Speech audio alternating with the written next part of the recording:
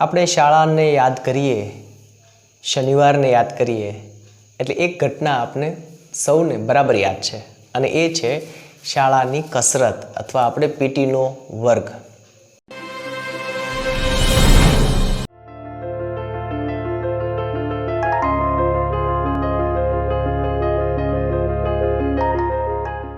નમસ્કાર મિત્રો, science of લર્નિંગમાં આપ સૌનું હાર્દિક સ્વાગત છે. આપણે શાળાને યાદ કરીએ, શનિવારને યાદ કરીએ એટલે એક ઘટના આપણે સૌને બરાબર યાદ છે અને એ છે શાળાની કસરત અથવા આપણે પીટીનો વર્ગ. એક બાજુ ડૉક્ટર્સ, વૈજ્ઞાનિકો, શાળા પોતે એક વાત ઉપર બહુ જ ભાર આપે છે કે બાળકની સર્વાંગીણ કેળવણી જોઈએ.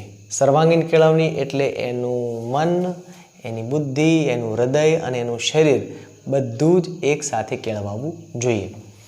તો પછી પ્રશ્ન એ છે કે પીટીનો વર્ગ અઠવાડિયામાં માત્ર એક જ દિવસ શા માટે? આવું કદાચ એટલા માટે થયું હશે કારણ કે ઔદ્યોગિક ક્રાંતિ બાદ જ્યારે પબ્લિક એજ્યુકેશનની શરૂઆત થઈ ત્યારે યાદશક્તિ આધારિત શિક્ષણને પ્રાધાન્ય આપવામાં આવતું હતું, એટલે સાંભળીને શીખવાને વધારે મહત્ત્વ આપવામાં આવતું હતું. પણ આજે જમાનો બદલાયો છે. આજે માહિતી આંગળીના ટેરવે છે, ત્યારે બધું જ યાદ રાખવું જરૂરી નથી, મતલબ બધું સાંભળીને શીખવું જરૂરી નથી. આનો અર્થ એમ થયો કે શાળામાં હવે બરાબર એ સમય આવ્યો છે કે જ્યારે આપણે બાળકોને નિયમિત કસરત કરાવીએ.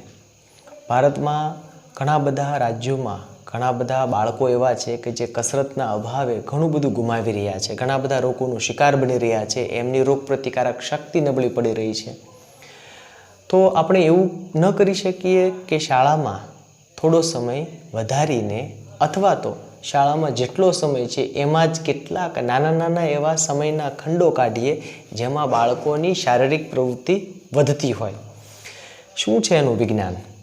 બાળકોએ રોજે કેટલી મિનિટ કસરત કરવી જોઈએ એના વિશે વર્લ્ડ હેલ્થ ઓર્ગેનાઇઝેશને એક ગાઈડલાઇન્સ બહાર પાડી છે. એ ગાઈડલાઇન મુજબ 5 થી 17 વર્ષના બાળકો, યુવાનો, કિશોર કિશોરીઓએ રોજે ઓછામાં ઓછું 1 કલાક શારીરિક પ્રવૃત્તિને આપવાનો કયો છે. શારીરિક પ્રવૃત્તિનો અર્થ માત્ર પીટી નથી, માત્ર દોડવું નથી. એ અલગ અલગ સ્વરૂપે હોઈ શકે. ફોર એક્ઝામ્પલ, કોઈ શાળા યોગાસનના સ્વરૂપે કરાવી શકે, કોઈ એરોબિક્સના સ્વરૂપે કરાવી શકે, કોઈ લેજી મલખમના સ્વરૂપે કરાવી શકે, કોઈ ગરબાના સ્વરૂપે પણ કરાવી શકે. વાત એટલી છે કે સ્થિર બેસવાથી, એક ધારું સ્થિર બેસવાથી બાળકોના હોર્મોન્સ જે છે એનું ઇમ્બેલેન્સ થાય છે, અસંતુલન થાય છે.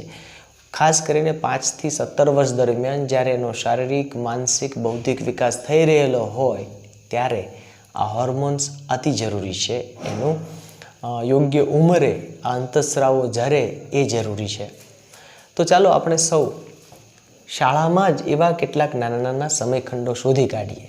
જેમ કે બાળકો પ્રાર્થનામાં અડધો પોણો કલાક બેઠા હોય છે.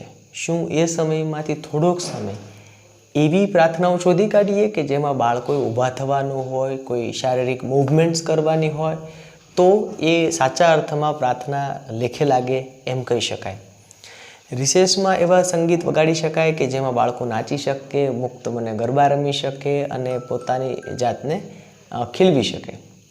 જો આપણે આવું નહીં કરીએ તો એક આખી પેઢીને આપણે બહુ મોટું નુકસાન કરીશું.